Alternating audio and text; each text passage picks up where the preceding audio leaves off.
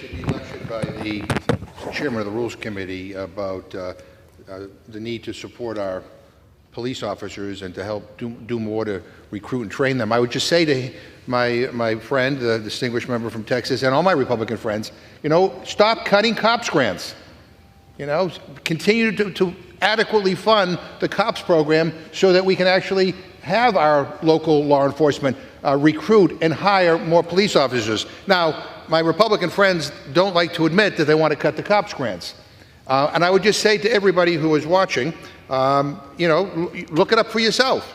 The Republican Study Committee, which is the largest caucus in the Republican conference, actually put out a report called Fiscal Sanity to Save America. That's what they did, right? And if you go to page 148, and I would urge people, look it up for yourself, 148, it says reduce funding for community-orienting policing services, or basically what we call the cops grants.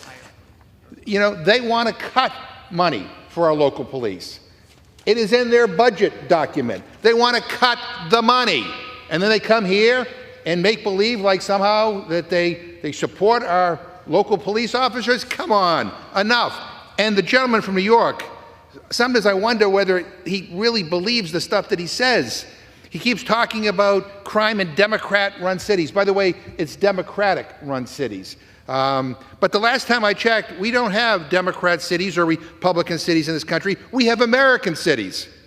But I took the liberty of looking up some of the headlines from New York's 23rd Congressional District that Mr. Langworthy represents, and in particular Jamestown, New York, the largest city in the area and the location of his district office. Jamestown has a Republican mayor, a Republican city council, a Republican supermajority on the county legislature, a Republican state representative, a Republican state senator, a Republican congressman. So let's look at some of the recent headlines from the Republican stronghold of Jamestown, New York. April 22, 2024. Jamestown man accused of killing 16-month-old child charged with manslaughter. March 2024. 1 dead, 2 injured in Jamestown homicide. January 2024. Investigation underway in Jamestown homicide case. May 2023. 3 accused of stealing a vehicle in Jamestown. June 2021, 2 teenage girls charged with arson in connection with Jamestown furniture manufacturer fire. February 2024, 6 arrested after robbery. Assault leads to standoff in Jamestown, New York. I could go on and on and on.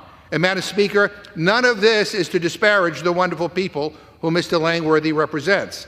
But if he wants to come down here and read off RNC talking points about crime, I think he should at least try to be intellectually honest.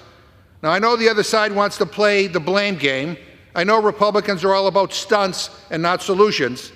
But maybe, just maybe, they ought to look in the mirror first instead of playing to the cheap seats. And I ask unanimous consent to insert into the record a Salon article entitled, quote, "Republicans like to talk tough on crime, but they're the ones with a real crime problem." Without objection. I reserve. Gentleman reserved. Gentleman from New York is recognized.